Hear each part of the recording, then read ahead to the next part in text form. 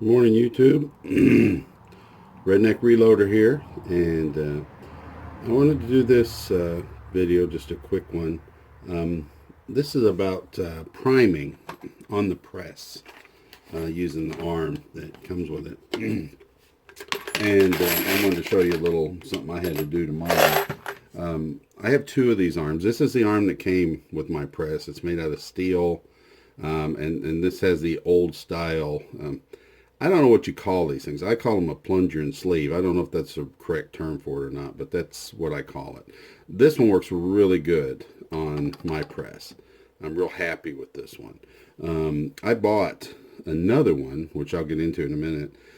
It's a universal one from Rock Chucker. It's aluminum, and it's good quality. Everything that I think Rock Chucker makes seems to be really good quality. I just didn't like it for a couple of reasons. One of them is my spring is nice and weak in this. And so when I raise my handle, it lines right up with that. And I can just set my handle there and it'll stay.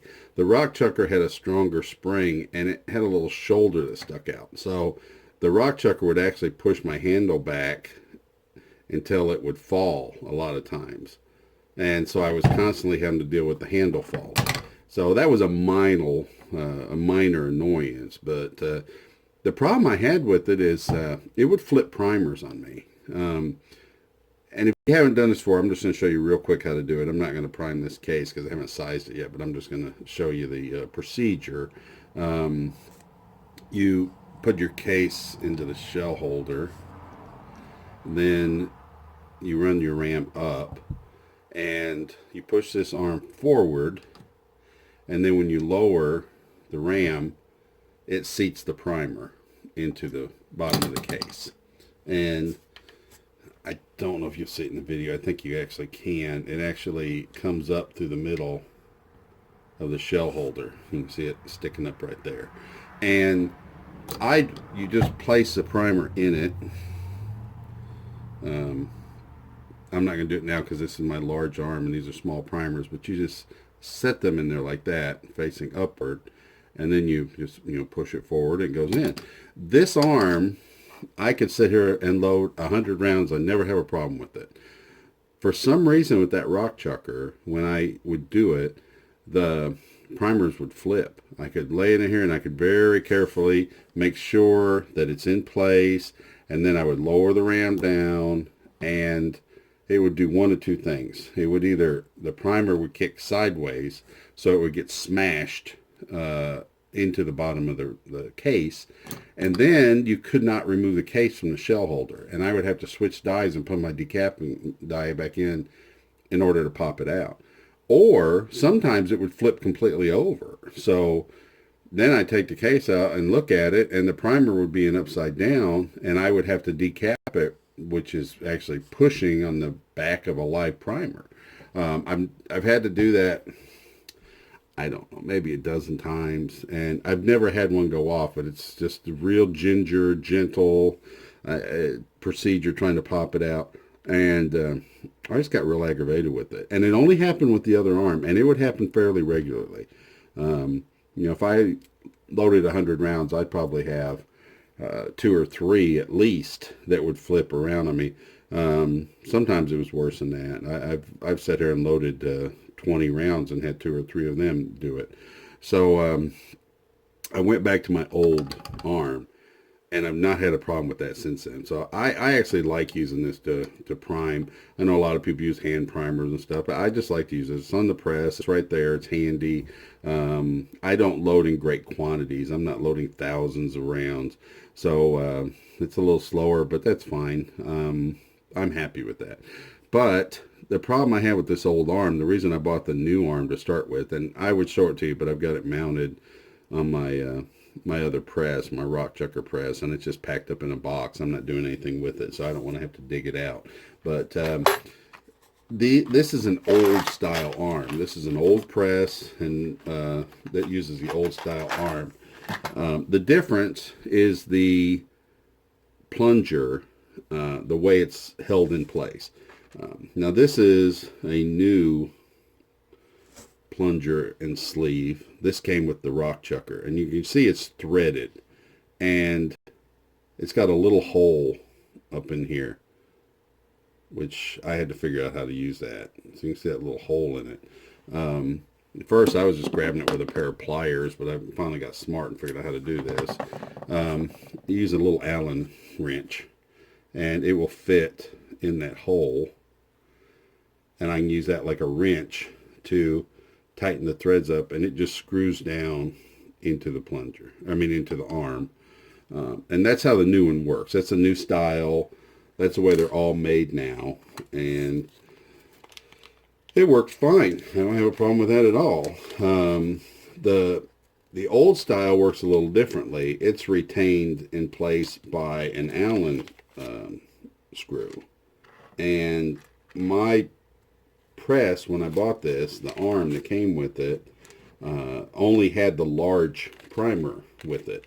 And my old rock chucker press that I have up in the shelf, it also came with an arm, but once again it was the same style. It was the old style arm, and it only had the large primer attachment on it. So I could not find one of the old style plungers for this, for small pistol primers, or small primers in period. So I'm going to show you how to take this out. It's just there's a hole here, you put it in, there's an Allen screw, and you just loosen it. And I've got to hold this because it's under spring tension. This thing will go flying, but you hold it down and loosen that Allen screw, and it comes out. And let me take the spring off, and I can show you this.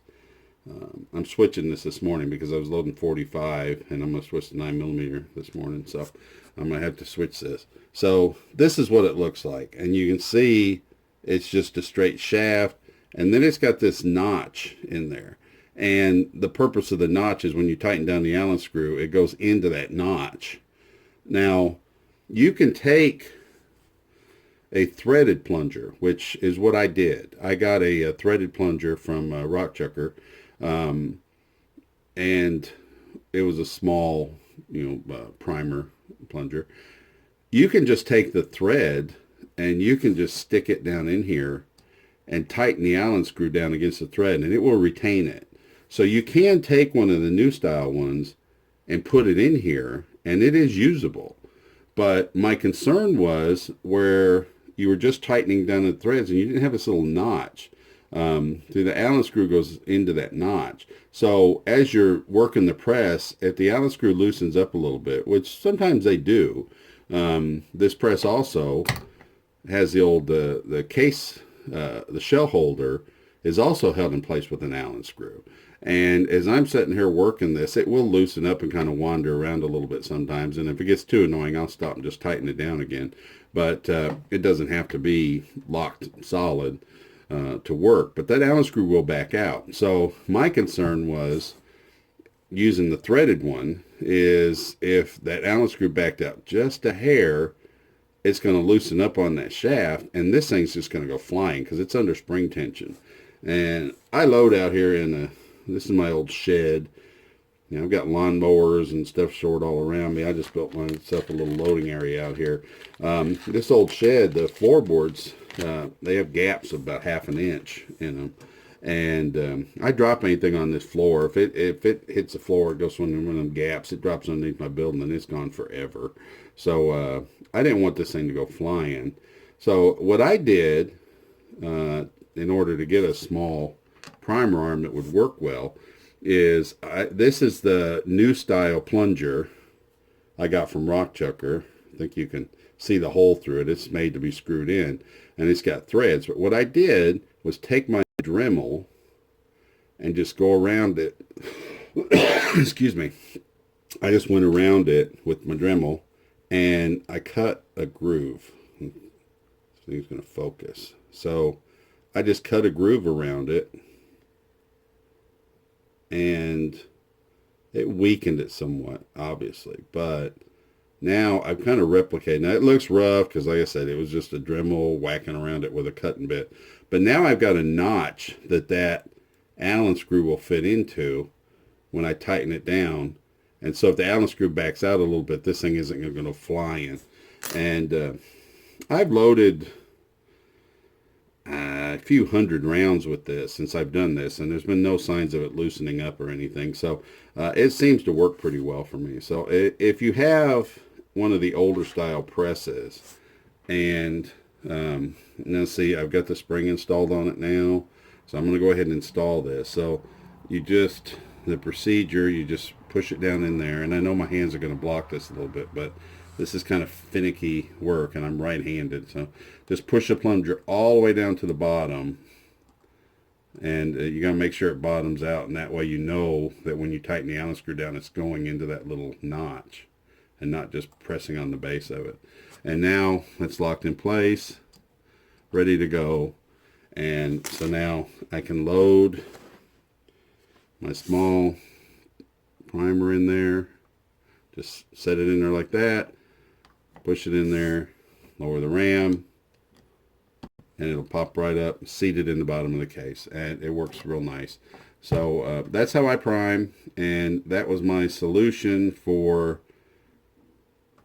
putting a small primer arm on, or small primer plunger on my old style arm. So if you've got an old arm and you want to prime with it and you don't have the right plunger and sleeve for it, you can get the new ones, and I think they're fairly cheap, but I'll be honest with you, like I said, Rock Chucker is a fantastic company. I actually wrote them, and I talked to them about my little problem, and I asked about just buying a small primer arm from them. I was just going to buy one, stick it on there, and just be done with it. I had this idea of machining that out. I was on Amazon looking around. I found a large, just the threaded plunger and the sleeve, a large one, and it was about, I think it was like $7. And I said, you know, for $7, I'll just buy one, stick it on there, and be done with it. But then when I searched for the small one, it was $13 just for the little plunger and sleeve. They didn't even have the spring with it. And I said, Lord, I'm not going to pay that, because the whole arm from Rock Chucker with the two plungers was like $20. So I'm not going to pay $13 just for that little plunger. I just kind of felt that was outrageous. But when I talked to Rock Chucker about my problem, they actually sent me this no charge, and it worked out great. So for a little bit of money, or no money if you're lucky, you can fix this old arm.